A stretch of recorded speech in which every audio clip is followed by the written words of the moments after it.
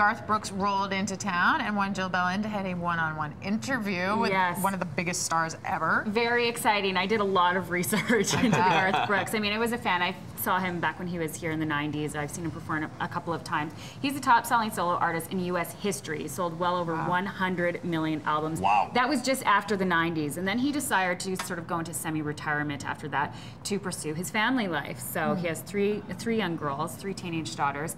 And so he sort of took a step back from the spotlight. And in speaking about his family, he said that the greatest thing he ever did in music pales in comparison. So a very grounded guy, very successful artist. He sort of seems to have it all in the mix. He's kind of the guy next door. He's incredibly successful, such a talented musician, but has this grounded family life as well. So we had a chance to chat with him about that and scoring an invite, of course, to the centennial year of the Calgary Stampede. Take a look.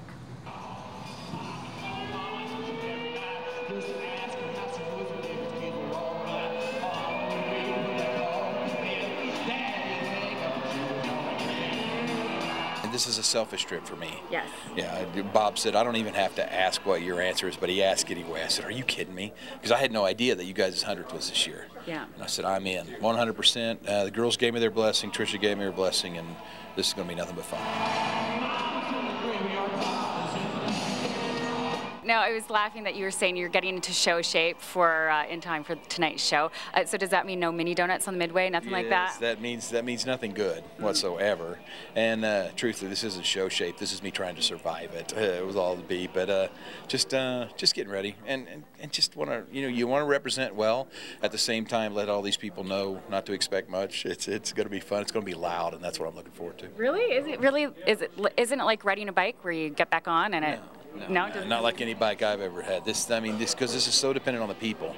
They will watch the show and they'll make sure it moves and flows when it does, and you better keep up or you're going to get ran over.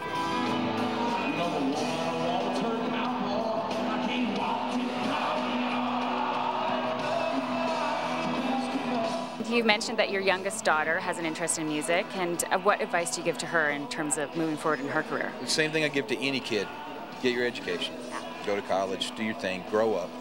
And then make a run at it. Because the worst thing is to do it too early, and the worst thing is never do it at all. Yeah. So somewhere in the middle you'll land, and she'll know when it's right. Okay.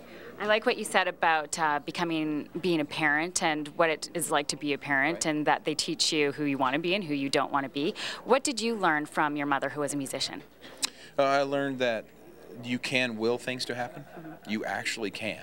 You can sit there and go, please have the guys up in Calgary call me for the 100th anniversary of the stamp. You can will it to happen. She did. Manifested that. Yes, and so I believe that. My mom and dad were the perfect couple. She believed you could fly. He would pull you over and go, if you're going to fly, it's going to take a lot of damn work. Yeah. So they were the great balance of each other. Well, I think that we manifested you coming here too. Well, I think I did too.